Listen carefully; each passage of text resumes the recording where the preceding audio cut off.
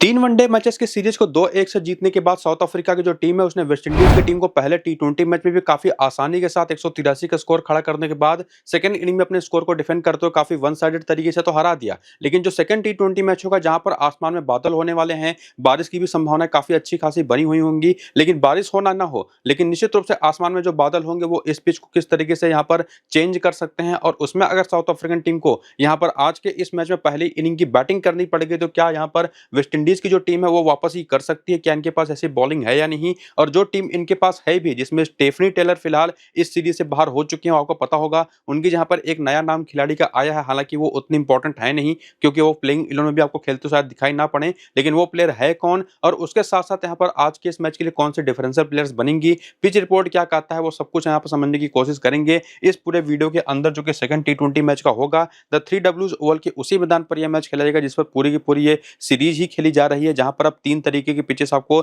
या 3 pitches basically आपको देखने को मिलती है। अलग-अलग मैचेस में अलग-अलग पिचेस यहां पर यूज की जाती है और ये मैच जो 22 जून को शाम को 7:30 बजे से खेला जाएगा भारत के समय के हिसाब से, लेकिन लोकल टाइम की बात करें वो काफी इंपॉर्टेंट है। तो वहां पर द 3 ओवल जो बारबाडोस का मैदान है वहां पर उस टाइम पर बजे होंगे सुबह के 10, और उस टाइम पर तो अगर हम बात करें तो आसमान में बादल होने की संभावनाएं हैं, लेकिन मैच के बढ़ने के साथ साथ यहाँ पर बारिश की भी संभावनाएं बनेंगी। हालांकि चूंकि 20 ओवर्स का गेम है तो बहुत ज्यादा दिक्कतें यहाँ पर शायद ना हो मैच के दौरान खास करके, लेकिन जो कंडीशंस यहाँ पर हैं उसकी वजह से इस अच्छी खासी बैटिंग पिच पर भी जो भी टीम यहाँ पर टॉस जीतेगी वो पहले फील्डिंग करने का फैसला कर सकते हैं। लेकिन वही बात जैसा मैंने आपको बताया कि वो टॉस के बाद देखना पड़ेगा कि अपडेट्स क्या आ रहे हैं वेदर को लेकर के, वो तो आपको मैं टेलीग्राम पर अपडेट करूंगा। लेकिन उसके पहले जो पहला टी20 मैच यहाँ पर खेला गया, जैसा कि हमने वनडे सीरीज में भी देखा था कि पहली इनिंग के दौरान कंपेरेटिवली रन बना यहाँ पर आसान हो रहा था, सेकंड इनिंग में स्कोर को चेस करना मुश्किल होता चला जा रहा था क्योंकि स्पिनर्स भी गेम में आ रही थी, गेंद पर भी बल्ला जो गेंद थी वो भी बल्ले पर फंस करके आती थी। लेकिन वही चीज हमने यहाँ पर पहले टी20 मैच में भी देखा जहां पर साउथ अफ्रीका के विमेंस टीम की शुरुआत तो खराब हुई थी, पहले 6 ओवर में 44 के स्कोर पर 2 विकेटें गिर गई थी। इवन सेकंड इनिंग के पावर प्ले में भी 47 के स्कोर पर 3 विकेटें गिर गई थी और ये चीज हमने वनडे सीरीज में भी देखी थी जहां पर पिच पर कोई बहुत ज्यादा घास है नहीं। हालांकि जो 3 अलग अलग पिचेस जिसके बारे में अभी आपको मैंने कुछ देर पहले डिस्कस किया उसमें से 2 पिचेस तो पूरी तरह से ग्रासलेस हैं, लेकिन एक ऐसी पिच है जहां पर थोड़ी बहुत हरियाली रहती है। तो अगर वो पिच आज यूज होती है तो एक बार फिर से आपको इसी तरीके का पावर प्ले देखने को मिल सकता है। हालांकि उसके बावजूद कि साउथ अफ्रीका की शुरुआत अच्छी नहीं रही, तजमीन ब्रिट्स की 90 प्लस की इनिंग की बेसिस पर वहां पर साउथ अफ्रीका टीम 183 तक पहुंची, उसको चेज करते हुए वेस्टइंडीज की टीम कभी गेम में दिखाई पड़ी भी नहीं, 133 रन ही बना पाई 6 विकेट के नुकसान पर, जहां पर टोटल 2 विकेट स्पिन को और 8 विकेट पेस को मिली और उस मैच को पहले बैटिंग करने वाली टीम ने मैच को जीता। लेकिन जैसा मैंने आपको बताया ना, जो वेदर फोरकास्ट है उसकी वजह से जो हमको टॉस की बात की वेदर अपडेट्स होंगी वो देखना जरूरी होंगी और कैसी पिच है वो भी देखना जरूरी रहेगा। तो वो अपडेट आपको मैं टेलीग्राम और व्हाट्सएप चैनल पर करूंगा,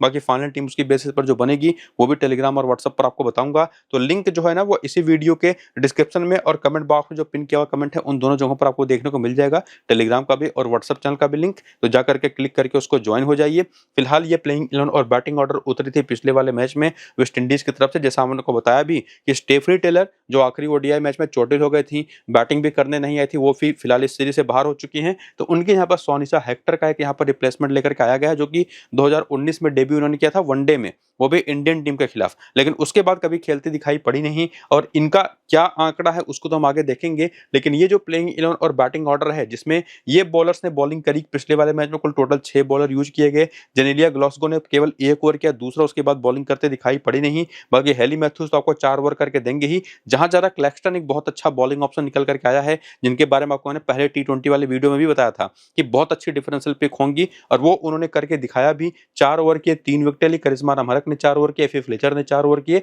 और आलिया एली ने पूरे 4 ओवर किए। जेनेलिया ग्लासगो एक पार्ट टाइमर के रूप में यूज की जाएंगी। बाकी इन सभी वेस्ट इंडियन प्लेयर्स का अगर आप चाहें तो पूरा टी20 का करियर डेटा भी यहाँ पर आप देख सकते हैं, जैसे आपको एक्सपीरियंस का पता चले। जैसे फॉर एग्जांपल जो एक नई प्लेयर आई है सोनिसा हेक्टर, जिनको अभी टी20 इंटरनेशनल में डेब्यू करना बाकी है, मुझे लगता भी नहीं कि इनको मौका मिलेगा, लेकिन टी20 डोमेस्टिक में इन्होंने 5 मैच में 33 रन बनाए, 5 विकेटें ली हैं। और अगर आप देखें तो एक राइट हैंडेड बैटर है, राइट हैंड मीडियम पेसर हैं जो शुरुआत में यानी कि पावर प्ले में बॉलिंग करने के लिए लिए जानी जाती हैं, खास करके टी20 फॉर्मेट में, और बाकी प्लेयर का भी पूरा करियर वो आपके सामने वीडियो को रोक करके आप यहाँ पर देख सकते हैं। बाकी रीसेंट फॉर्म अगर आप देखें तो इस पहले टी20 मैच के अंदर जो परफॉर्मेंस निकल कर आई, जहां पर हेली मैथ्यूज तो कुछ खास कर नहीं पाई, हालांकि उसके पहले वनडे सीरीज इनका काफी शानदार रहा था और परफॉर्मेंस चाहे जैसी रही हो इनका पहले मैच में, ये स्टिल जो कि पूरे 4 ओवर की बॉलिंग करके देंगी, बैटिंग तो आपको ओपनर के तौर पर करके देंगी ही, एक बेस्ट ऑप्शन कप्तान है, बस कप्तान की भी बन जाती है। बाकी क्वीना जोसेफ जिन्होंने वनडे सीरीज के दौरान एक अच्छी पारी खेली, उसके बाद के लगातार 2 वनडे मैचेस में और फिर पहले टी20 मैच में भी नहीं चली,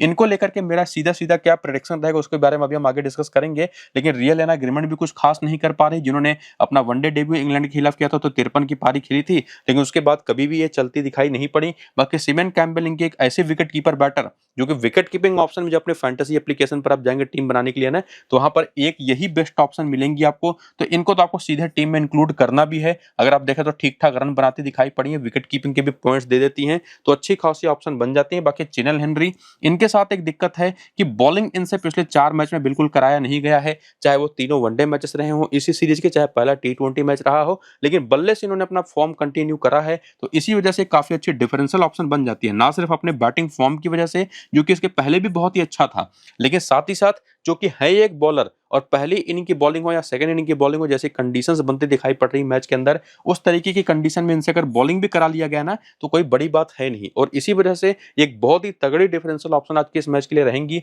और उसके साथ साथ सभी का गजन भी है, जो कि स्मॉल लीग के पर्सपेक्टिव में हमारी टीम में आती नहीं, लेकिन जेनेलिया क्लासेगो जो निश्चित तौर पर काफी बढ़िया 53 नाबाद की पारी पिछले वाले मैच में खेल करके आई है, इसके पहले भी जब बल्ले से इनको मौके जितने बॉलों का मिला है काम किया है इन्होंने, लेकिन बॉलिंग भी करती है राइट एंड फास्ट मीडियम, लेकिन केवल 1 ओवर करते दिखाई पड़ी, तो ये भी एक डिफरेंशियल ऑप्शन वाली प्लेयर ही बन करके आती हैं, भले ही एक अच्छी पारी खेल करके पिछले मैच में आ रही है, लेकिन सेफ ऑप्शन तो बिल्कुल नहीं रहेंगी। लेकिन उसमें आलिया एलिन है जो कि एक बेस्ट ऑप्शन रहेंगी, जो कि अपने बल्ले से और गेंद से लगातार अच्छा परफॉर्मेंस दे करके जा रही हैं, और स्पेसिफिकली अगर पहली इनिंग की बॉलिंग होती है तो इसके बाद जहां जरा क्लैक्सटन जिन्होंने अपना जो वनडे सीरीज में आखिरी मैच जो खेला था 43 रन बनाए, 1 विकेट लिया, उनका डेब्यू मैच था, डेब्यू मैच भी शानदार खेला इसी साउथ अफ्रीका टीम के खिलाफ, और उसके बाद अपने टी20 मैच में भी इन्होंने शानदार 3 विकेटें निकाली, पहले तीनों ओवर में एक एक विकेट था, और ये चाहे किसी भी इनिंग की बैटिंग बॉलिंग हो, और ध्यान रखिएगा ये बैटिंग भी शानदार करती है, जैसे कि इन्होंने वनडे मैच में एक शानदार पारी खेली उसको दिखाते हुए। बाकी एफए फ्लेचर जो कि एक लेग स्पिन बॉलर हैं, और एक वीकनेस अगर आप देखें साउथ अफ्रीकन बैटर्स की तो काफी हद तक होती है, तो वहां पर इन्होंने 1 विकेट भी लिया, वनडे सीरीज में इनका काफी शानदार गया था, ये भी एक अच्छी ऑप्शन है। बाकी करिश्मा रामहरक बॉलिंग तो अच्छा कर रही है, विकेट निकाल करके नहीं दे रही, और इवन जो बेंच के प्लेयर्स है वो उतने इंपॉर्टेंट बनती है नहीं स्मॉल लीग की पर्सपेक्टिव से, तो जो रीसेंट फॉर्म है और प्लेयर्स की जो यूटिलिटी है ना, तो कुल मिला जुला करके 5 तो सेफेस्ट ऑप्शन हमारे पास हैं जिनको हम अपनी टीम में लेके जा सकते हैं सीधे सीधे बिना किसी क्वेश्चन के, लेकिन उसी में कुछ डिफरेंशियल ऑप्शंस भी हैं। एक क्वीना जोसेफ का भी ऑप्शन है जिनको आप ट्राई कर सकते हैं, रोटेट कर सकते हैं ग्रैंड लीग की टीमों में। तो एक्चुअली कितनी प्लेयर हमारी टीम में आएंगी, चूंकि सारे प्लेयर तो आपको लेकर के जाने हैं नहीं, चूंकि आपके पास एक बेटर टीम सामने है साउथ अफ्रीका की, उनकी तरफ से, और उनको ही हमको फेवर भी करना है, इसमें कोई क्वेश्चन मार्क है नहीं, तो उनकी तरफ से ज्यादातर प्लेयर हमारी टीम में होंगी। तो कौन सी प्लेयर यहाँ पर एक्चुअली फाइनली हमको लेकर के जाना है वेस्ट इंडीज की तरफ से, उसी को समझने के लिए अगर आप हेड टू हेड के स्टैट्स की तरफ आए तो हेली मैथ्यूज देखिए, जिसके ऊपर कोई क्वेश्चन मार्क नहीं लगाना है, उसमें एक नाम है हेली मैथ्यूज का, सीधे टीम में हमको इनको रखना है। जहां जरा क्लैक्सटन ने जो फिलहाल परफॉर्मेंस दी है, ये भी एक बिना किसी क्वेश्चन के हमारे टीम में आने वाली प्लेयर बन जाती है, और इवन एफी फ्लेचर, तो ये 3 ऐसी नाम हैं जो कि हर तरीके की कंडीशन में हमारी टीम में सीधे सीधे आती हैं। लेकिन उसी में कुछ ऐसे प्लेयर हैं जैसे क्वीना जोसेफ जिनके हेड टू हेड में कुछ खास अच्छे नंबर है नहीं, और बाकी यहाँ पर विकेट कीपर बैटर जो सिमन कैम्बेल है ना, इनको भी आप मिस कर नहीं सकते, तो इनको लेकर के भी कोई क्वेश्चन मार्क आपको लगाने की जरूरत है नहीं, नंबर्स चाहे जैसे हों, जो कि विकेट कीपिंग सेक्शन में बेस्ट ऑप्शन है। तो ये 4 प्लेयरों के बाद यहाँ पर क्वीना जोसेफ हो गई, चिनल हेनरी हो गई, पहली इनिंग की अगर बॉलिंग होती है तो आलिया एलिन जिनके 5 में से 3 विकेटें ऑलरेडी है, और साथ ही साथ जैसा मैंने आपको बताया था कि करिश्मा रामहरक, ये भी एक डिफरेंशियल बॉलिंग ऑप्शन बनती हैं। तो ये सब कुछ जो भी आंकड़े हम यहाँ पर देख पा रहे हैं हेड टू हेड के या पीछे जो हमने रीसेंट फॉर्म समझा, उसकी बेसिस पर 4 ऐसी प्लेयर है जिनको सीधे सीधे टीम में रख करके चलना है। लेकिन ग्रैंड लीग की टीमों में आप क्वीना जोसेफ को, चिनल हेनरी को, आलिया एलिन को रोटेट कर सकते हैं, और उसमें भी आलिया एलिन को स्मॉल लीग की टीम में रखना है तो पहली इनिंग की बॉलिंग में, चिनल हेनरी को भी अगर रखना है तो पहली ही इनिंग की बॉलिंग में। ये भी चीज आपको समझ करके चलनी है, वो भी एक डिफरेंशियल प्लेयर के तौर पर, और क्वीना जोसेफ को रखना है तो केवल सेकंड इनिंग की बैटिंग में। और ये सारी चीजें आंकड़ों के दम पर नहीं है, बल्कि ये प्रेडिक्शन इंस्ट्रक्शंस हैं जिसको आपको फॉलो करना है। बाकी 4 प्लेयरों के अलावा अगर आपको किसी को पिक करना हो वेस्ट इंडीज की तरफ से या ग्रैंड लीग की कई सारी टीमें बनाने हो, बाकी वेन्यू का आंकड़ा तो आपको वही देखने को मिलेगा जो पिछले मैच में परफॉर्मेंस निकाल करके दी वेस्ट इंडियन प्लेयर्स ने, जो कि इस ग्राउंड पर पहला T20 मैच ही था, तो इसको देखने का तो कोई फायदा है नहीं, जो कि हम पहले देख ही चुके हैं। लेकिन प्लेयर बैटल के आंकड़े आप जरूर देख सकते हैं, जिसमें एक चीज तो क्लियर है कि कोई भी टाइप ऑफ स्पिन बॉलिंग हो सामने की टीम में वो परेशान करेगी ही करेगी वेस्ट इंडियन बैटर्स को, जो कि आप हर एक बैटर के सामने देखेंगे ना, चाहे ऑफ स्पिन हो, चाहे लेग स्पिन हो, चाहे लेफ्ट आर्म ऑर्थोडॉक्स बॉलिंग हो, और वो इनको परेशान करती ही करती है। और सामने की टीम में लेफ्ट आर्म ऑर्थोडॉक्स बॉलिंग तो है ही है, जिसमें क्लोई ट्रेयन है, साथ ही साथ उनकी तरफ से नानकुलेको मलाबा भी हैं, तो उनको लेकर के तो कोई क्वेश्चन मार्क है नहीं। लेकिन साथ ही साथ कुछ इंडिविजुअल परफॉर्मेंसेस जैसे हेली मैथ्यूज मारियान कैप की 75 गेंद पर 96 रन बना करके 4 बार आउट हो चुके हैं, क्लास पर 2 बार आउट हो चुके हैं, तुमी सेकू खुने पर 1 बार आउट हो चुके हैं, सून लूस पर 1 बार, 1 बार खाका पर, तो ये परफॉर्मेंसेस आप यहाँ पर देख करके चलिए। बाकी क्वीना जोसेफ को भी मलाबा और काप ने एक एक बार सस्ते में आउट कर रखा है। उसी तरह से सिमन कैम्पबेल और रियल एना ग्रिमंड जो कि ऑफ स्पिन पर फंसी हैं, उनके भी नंबर्स आप देख सकते हैं, और बाकी की बैटर्स के भी प्लेयर बैटल के आंकड़े आप देख सकते हैं, जिसमें स्पेसिफिकली आपको मलाबा, नडाइन डी क्लर्क और मारियन कैप, ये 3 इंडिविजुअल बॉलर्स, और उसमें कहीं कहीं पर मसाबाता क्लास और कहीं कहीं पर नानकुलेको मलाबा तो आपको बार बार दिखाई पड़ेंगे, और स्पिन बॉलिंग तो आपको यहाँ पर काम आएगी ही आएगी इस स्पेसिफिक टीम के खिलाफ। तो ये तो थी पूरी की पूरी वेस्ट इंडीज की टीम जिनके बारे में हमने समझा। लेकिन जब साउथ अफ्रीका का प्लेइंग 11 और बैटिंग ऑर्डर देखते हैं, पहले मैच में जो इनके बॉलर्स ने बॉलिंग करी उसके आंकड़े को देखते हैं, जिसमें कुल टोटल अगर आप देखें तो 7 बॉलिंग ऑप्शन ट्राई किए गए। एंड्री डक्सन से केवल 1 ओवर कराया गया, नडाइन डी क्लर्क से केवल 2 ओवर कराया गया, बाकी बॉलर्स ने 3 से 4 ओवर की बॉलिंग करी, जिसका डेटा आपके सामने है, उसको देख सकते हैं। जिसमें करियर के आंकड़े अगर आप देखना चाहें तो वो भी आपके सामने है, जो कि मैं ज्यादा इसको रेट करता नहीं साउथ अफ्रीकन टीम की तरफ से, खास करके अगर देखना हो, फिर भी वो चीज आपके सामने मैंने रखी है, अगर आप चाहें तो देखिएगा। बाकी रिसेंट फॉर्म अगर आप देखें तो पहले मैच में जो परफॉर्मेंस निकल करके उसमें लॉरा वुल्फार्ड तो नहीं चली, हालांकि इसके पहले वनडे सीरीज में काफी अच्छी बैटिंग इन्होंने करी थी, ओवरऑल इनफॉर्म प्लेयर है, पिछले मैच में नहीं चली। तस्मीन ब्रिट्स तो जबरदस्त फॉर्म में है ही, पिछले मैच भी 58 रन बाद की पारी, उसके पहले वनडे सीरीज में भी 1 सेंचुरी इन्होंने लगाई थी, 1 हाफ सेंचुरी भी लगाई थी, ओवरऑल जबरदस्त फॉर्म में है। बाकी मारियन कैप एक ऐसी प्लेयर है जिनको आप किसी भी कीमत पर, चाहे इनका फॉर्म कैसा भी हो, आंकड़े कैसे भी हो, ये उस लेवल के प्लेयर है जिनको आप ड्रॉप नहीं कर सकते। बाकी नडाइन डी क्लर्क का जो बैटिंग ऑर्डर तय किया गया पिछले वाले मैच में नंबर 4, उसकी बेसिस पर एक बेस्ट ऑप्शन बन जाती है, लेकिन इस मैच में इनका बैटिंग ऑर्डर देखना इंपॉर्टेंट है। अगर बैटिंग ऑर्डर इनका नीचे होता है तब तो केवल पहली इनिंग की बॉलिंग के लिए इंपॉर्टेंट है, और अगर नंबर 4 पर ही बैटिंग कर रही हैं तब कोई भी कंडीशन हो, चाहे पहली इनिंग की बैटिंग हो, सेकंड इनिंग की बैटिंग बॉलिंग कुछ भी हो, सीधे इन चारों प्लेयरों को अपनी टीम में रखना है। बाकी जो हमने वीकनेस देखी सामने वाली टीम की, उसकी बेसिस पर क्लोई ट्रेयन, और चूंकि पूरे 4 ओवर करती भी हैं तो इनको भी हम मिस नहीं कर सकते, जो अपने बल्ले से भी रन बना करके दे सकती हैं, बॉलिंग से पूरे 4 ओवर करके देंगी। हालांकि पिछले मैच में विकेट नहीं मिला, लेकिन अब चूंकि एक यूज्ड पिच होने वाली है इस मैच के अंदर काफी हद तक, तो वहां पर इंपॉर्टेंट रहेंगी। एंड्री डक्सन जिनका बैटिंग ऑर्डर बहुत नीचे है, रन्स भी बनाए पिछले वाले मैच केवल 5 विकेट नहीं मिला, हालांकि वनडे सीरीज के आखिरी मैच में 2 विकेट इन्होंने एक ही ओवर में ले दिया था, तो वनडे सीरीज में भी हमने देखा इनसे ज्यादा बॉलिंग कराया नहीं गया। इस T20 सीरीज के पहले मैच में भी देखा हमने कि केवल 1 ओवर कराया गया, तो उसके हिसाब से इनको हम अपनी टीम में रखेंगे नहीं। अगर आप ग्रैंड लीग की टीमों में जगह देना चाहते हैं, स्मॉल लीग में रिस्क ले सकते हैं, तो वहां पर आप ट्राई करिए। बाकी कराबो मिसो उतनी इंपॉर्टेंट है नहीं, मसाबता क्लास है, नानकुलेको मलाबा निश्चित तौर पर जो स्पिन का एक वीकनेस है, स्पिन खेलने को लेकर के वेस्ट इंडियन बैटर्स की, उसकी बेसिस पर सीधे हमारे टीम में आती है, 4 ओवर तो करेंगे ही। बाकी खाका या क्लास में से किसको लेकर के जाना है ये अभी हमको समझना बाकी है, जो कि हम आगे देखेंगे। बाकी बेंच पर से भी क्या हमारे पास कोई ऑप्शन है जिसको हम ट्राई कर सकते हैं या नहीं, उसी को देखने के लिए अगर आप आए और हेड टू हेड के आंकड़े देखें तो वेस्ट इंडीज के खिलाफ T20 क्रिकेट के अंदर लॉरा वुल्फार्ड के नंबर जबरदस्त हैं, तस्मीन ब्रिट्स ने काफी शानदार परफॉर्मेंसेस दे रखी है, नडाइन डी क्लर्क, और साथ ही साथ नडाइन डी क्लर्क के खास करके 4 मैच केवल 28 रन है, 1 विकेट है। इसके पहले 3 मैच में अगर आप देखेंगे ना तो केवल 7 रन थे और 1 भी विकेट नहीं था, और इसी वजह से कुछ आपको मैंने चीजें बताई भी कि अगर पहली इनिंग की बॉलिंग है तब तो इनको आप 100% पिक करिए, बैटिंग ऑर्डर कुछ भी हो। लेकिन अगर बैटिंग ऑर्डर एक बार फिर से नंबर 4 पर रखा जाता है तब तो हर कंडीशन में आपको इनको अपनी टीम में रखना है, ये चीज आप याद रखिएगा। और उसके साथ साथ क्लोई ट्रेयन जिनके 9 मैच में केवल 112 रन है, केवल 4 विकेट, स्टिल अपनी बॉलिंग यूटिलिटी की वजह से हमारी टीम में आ जाएंगी, जो बल्ले से भी थोड़े बहुत रन बना करके दे देंगे। बाकी मलाबा को लेकर भी कोई क्वेश्चन है नहीं, 6 मैच में ऑलरेडी 9 विकेटें हैं, लेकिन जो क्लास को लेकर के और खाका को लेकर के जो एक कंफ्यूजन था ना,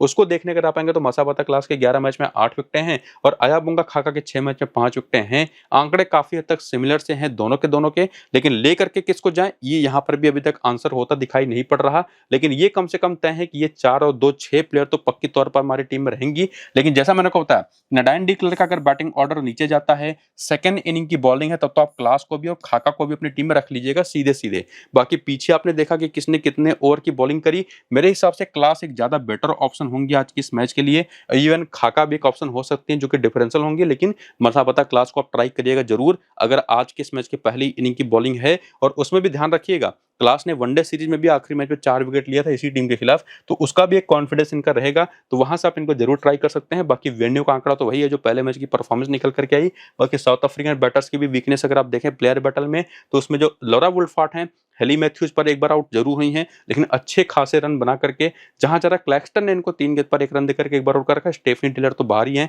बाकी तजमीन ब्रिट्स को हेली मैथ्यूज ने एक बार आउट किया, लेकिन रन उनके ऊपर बनाए इन्होंने। बाकी नडाइन डी क्लर्क को भी जहां जरा क्लैक्सटन ने पहले ही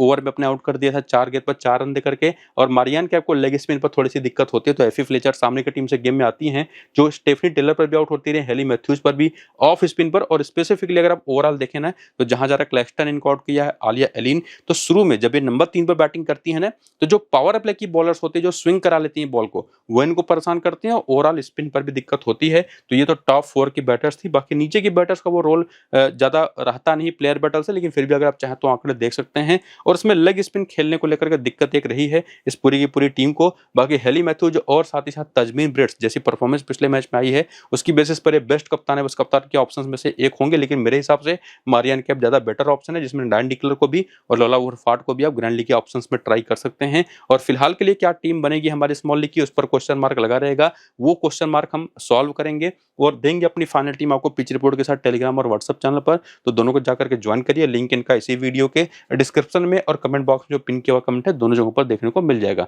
तो पूरा वीडियो देखिए, वो सबसे जरूरी है, बाकी सारी चीजें ऑप्शनल हैं। तो उसको पूरा देख करके पसंद आया तो वीडियो को लाइक कर दीजिए। फिलहाल इस वीडियो यहाँ पर करेंगे खत्म, चलते हैं, नमस्कार।